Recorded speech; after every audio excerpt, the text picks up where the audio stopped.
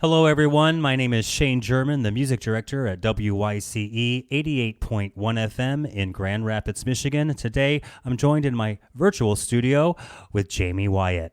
One would think that Jaime Wyatt's 2017 EP, Felony Blues, would be the definitive biographical musical starting point to understand her complicated life story. That critically acclaimed release chronicled in brutal yet beautiful honesty the many struggles of an artist that had certainly seen some things and lived through some pretty tough experiences that are ripe for the outlaw country aesthetic. Never one to shy away from laying it all out there, Jaime Wyatt hasn't quite finished with sharing even more deeply personal and often painful chapters of her life. On her incredible new album, Neon Cross, out now on New West Records, listeners are offered a deeper look into who she is not only as an artist, but also as an out and proud gay woman. This new collection of songs sees an artist renewed and reflecting on the many facets of loss, grief, recovery, and identity.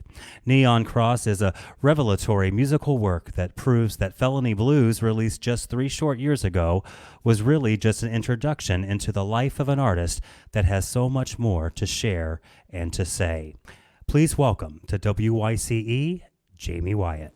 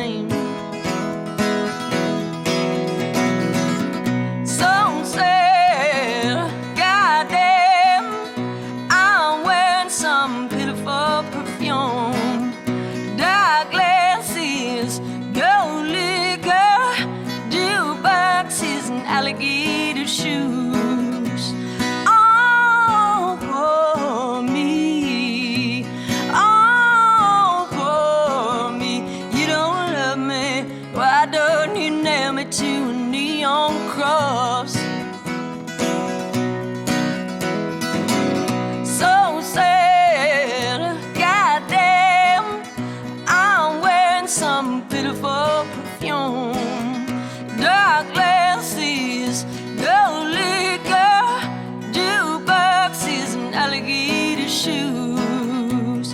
Oh,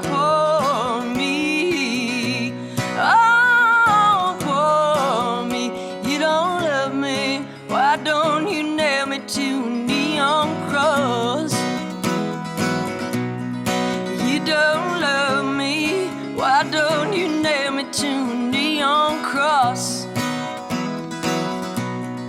You don't love me, darling, why don't you nail me to a neon cross? You don't love me, why don't you nail me to a neon cross? You don't love me, why don't you nail me to a neon cross? Neon Cross. Jaime Wyatt live in the WYCE virtual studio. Jaime, how you doing today? Hey, I'm okay. Thanks for having me. Well, congratulations on a fantastic new record. We love it here at WYCE. Okay. How are you holding up down there in Nashville with all this madness going on? Well, I'm holding up. I'm staying busy, and that's important for me. It's certainly, I think like everyone, I really feel that it's, we're all getting real burned out on, gotta lay low, and it's scary. It seems to not be getting better, but it kind of is, but it's just like, it's hard to stay home. It's hard to stay home and not do anything and have, a vast lifestyle change. Absolutely. So, but I'm lucky that I have, art, and I have projects that I do, so I'm fortunate. I'm still feeling, I'm lucky I'm healthy. That's the bottom line, Absolutely. Amen to that. Yeah. Now, they say that LA can chew you up and spit you out. And for people who don't know your background or your story, I'll try to break it down quickly. Yeah, thanks. You grew up in a musical family. You arrived in LA. You got signed as a really young artist in the LA scene there. You got a recording contract. You had a few placements on some soundtracks. Then the label offer kind of dropped out from the bottom, and you kind of struggled there in that LA scene. The offers kind of dried up. Ended up addicted to heroin. Eventually robbing your drug dealer and serving almost a year in the LA County Jail. I mean, it's right up that Outlaw Country legend, but you actually lived it. That experience kind of fueled your 2017 EP, Felony Blues, which kind of touched on that.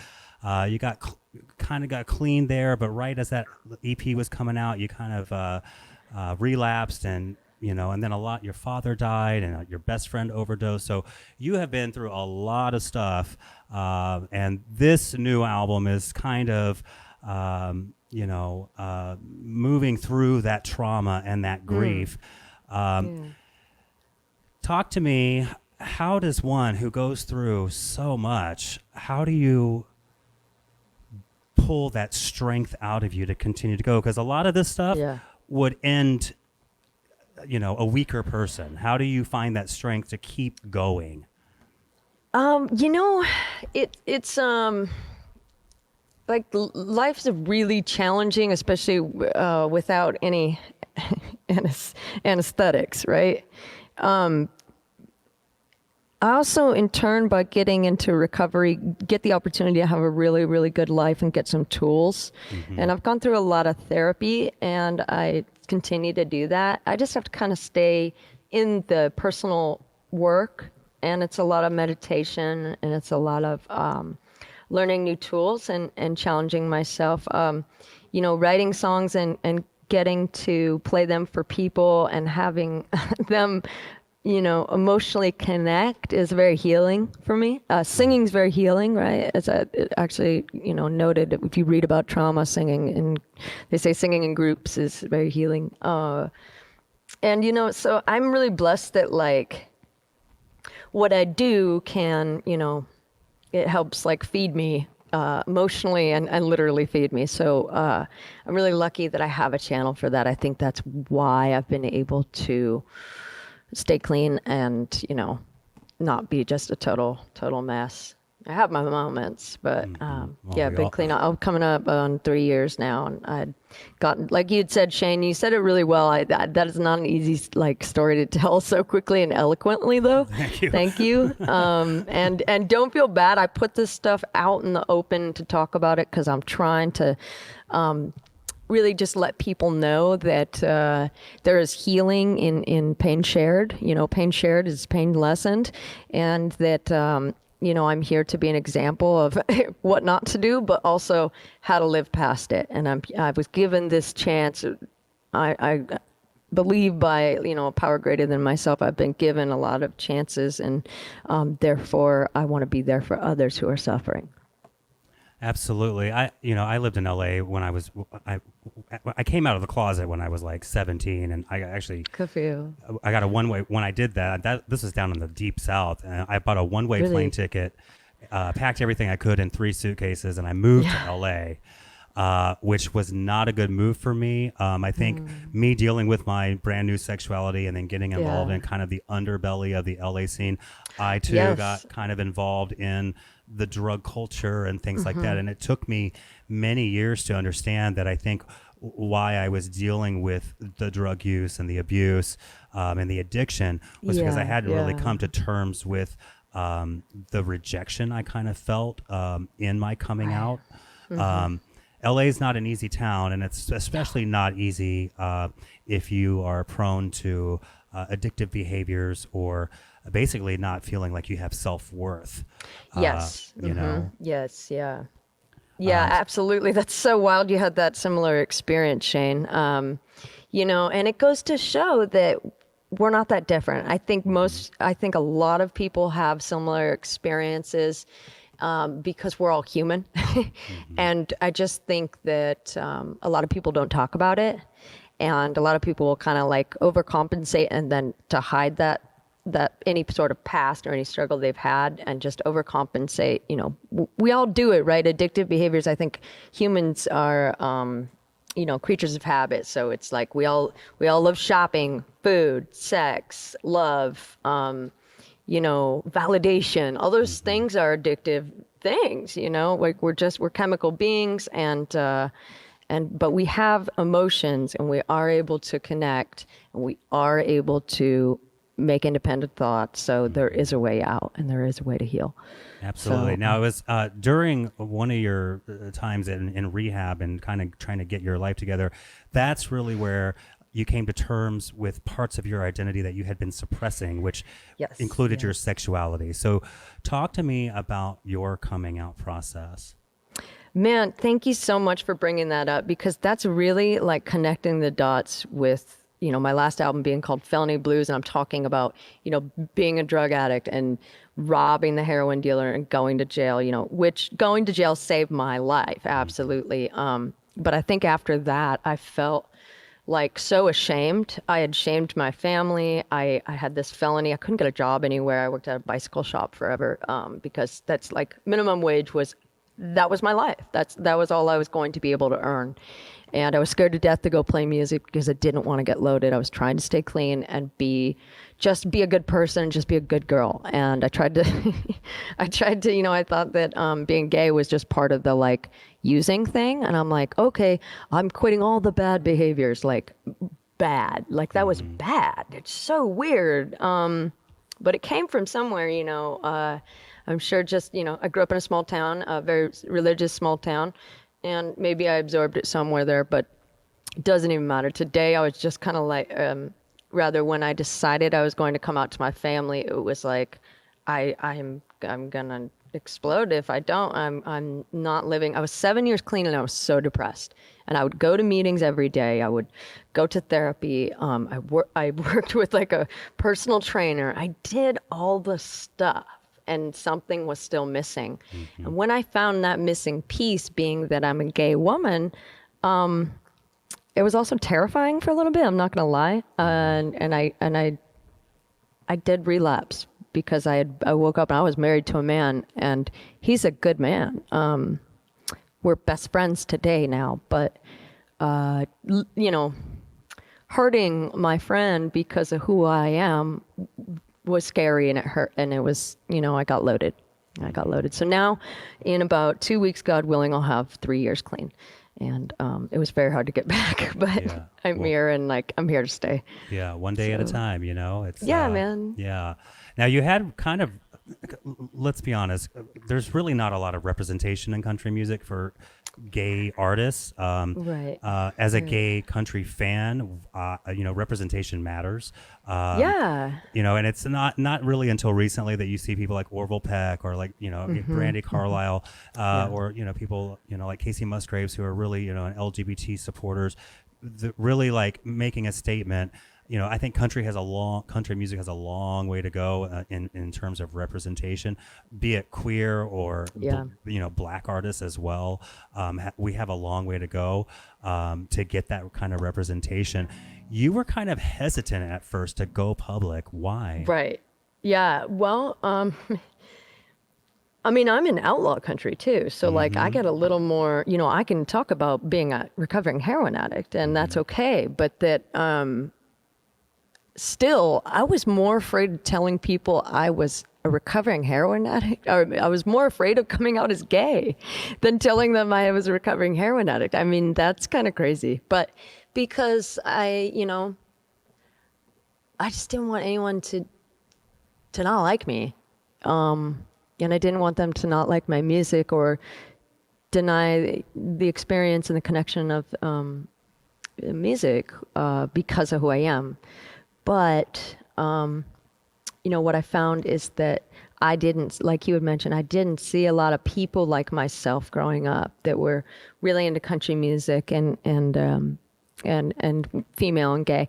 I didn't see that. And I didn't see any country singers that looked like me. So I didn't know. So me being out publicly, I finally saw that was important, that could help someone else. And honestly, I used drugs as a result and almost, lost my life several times because of, not feeling okay or supported as a gay woman and being scared of who I was and who I am, So if that helps some young person or even older person feel supported, it's more important that I be there than, and lose some people. But it's really important that I be out. Absolutely. It's it's so important that we see representation, and I think that your bravery in liberating yourself and your sexuality and being truthful, living your truth, is going to inspire many people that you won't even know, but you will, Thank you. because there were people in my life that moved me that they had no idea. But I think that it's very important, especially in this day and age, that people see representation, and not just as a queer artist, but even your truth about addiction and mental illness and therapy and getting help and the struggle, the day-to-day struggle of just trying to survive, really has the potential to touch and change lives beyond our wildest imagination. Let's talk about the new album. So. Yeah. Let's talk about you. the new album, Neon Cross. It's like I said in the beginning, it's a great record. Shooter Jennings produced this record.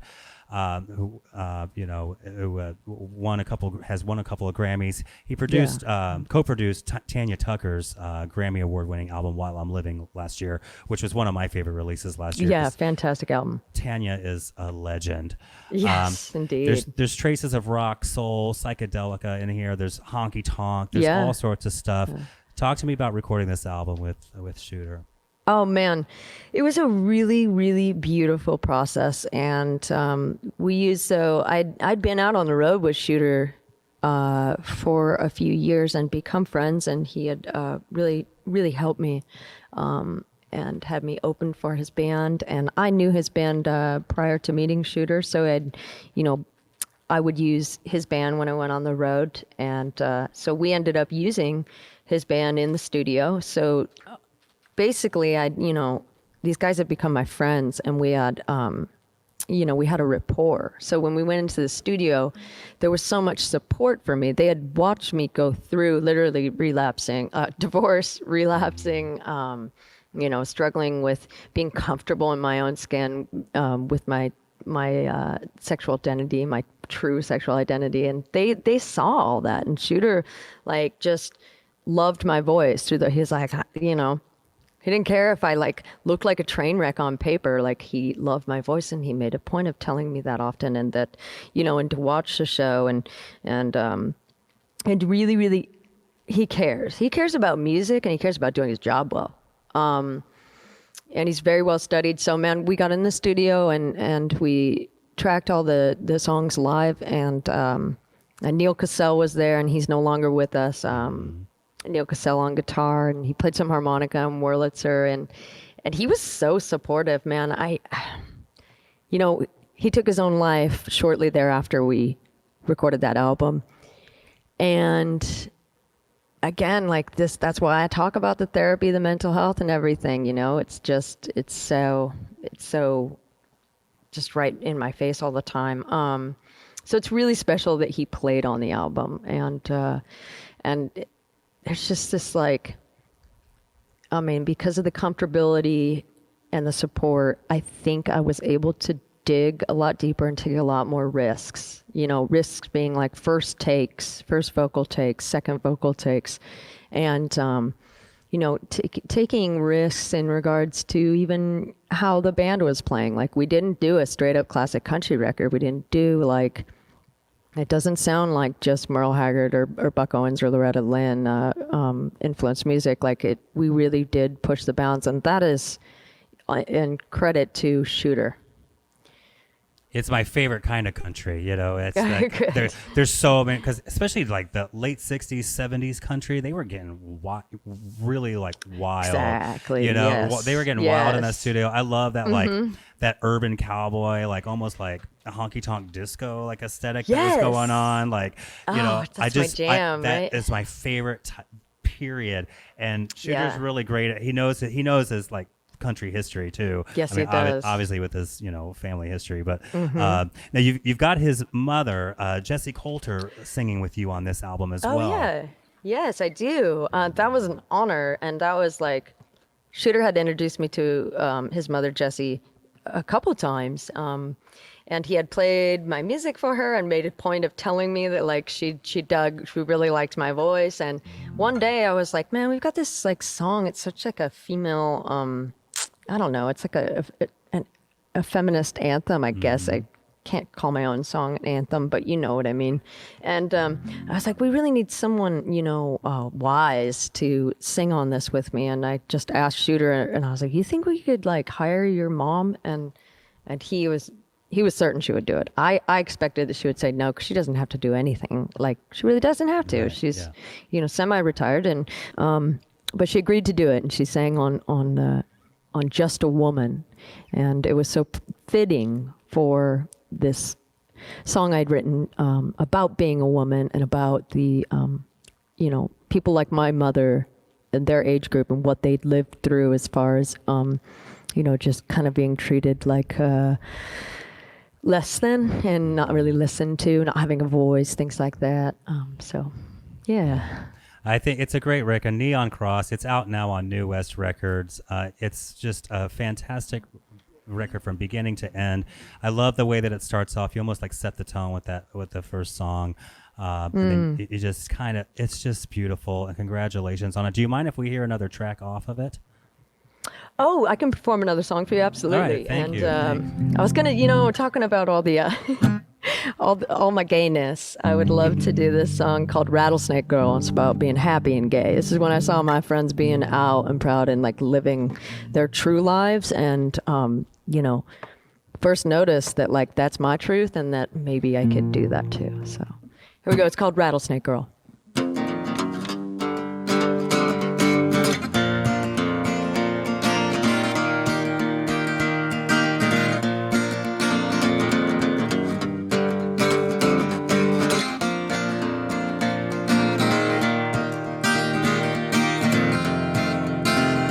Thank you kindly, don't walk behind me.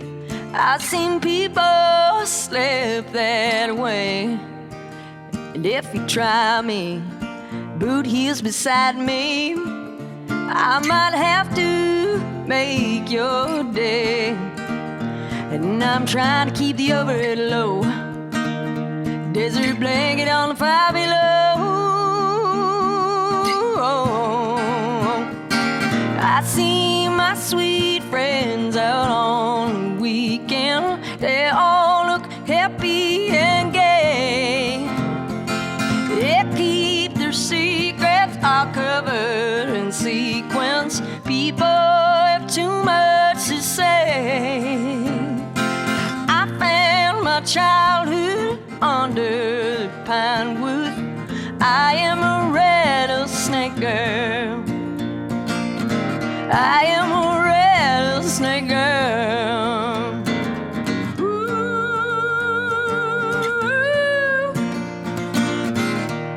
Woo-hoo.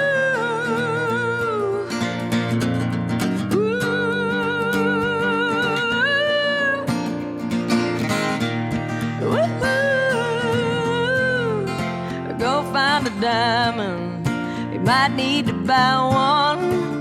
It's a rocky road to town, and I built an island with sagebrush and violence, and you know that lonesome sound. And if you want to see the world from here, get in line for a souvenir. I see my sweet friends out on the weekend. They all look happy and gay. They keep their secrets all covered in sequins. People have too much to say. I found my childhood under the pine wood. I am a rattlesnake girl. I am a rattlesnake girl. I am a rattlesnake girl. Ooh.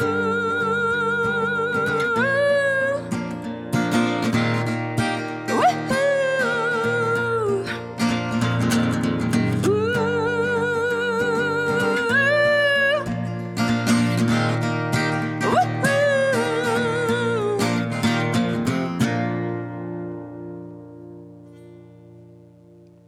Rattlesnake Girl, Jaime Wyatt live in the WYCE virtual studio. Songs from the second floor, 88.1 FM in Grand Rapids, Michigan.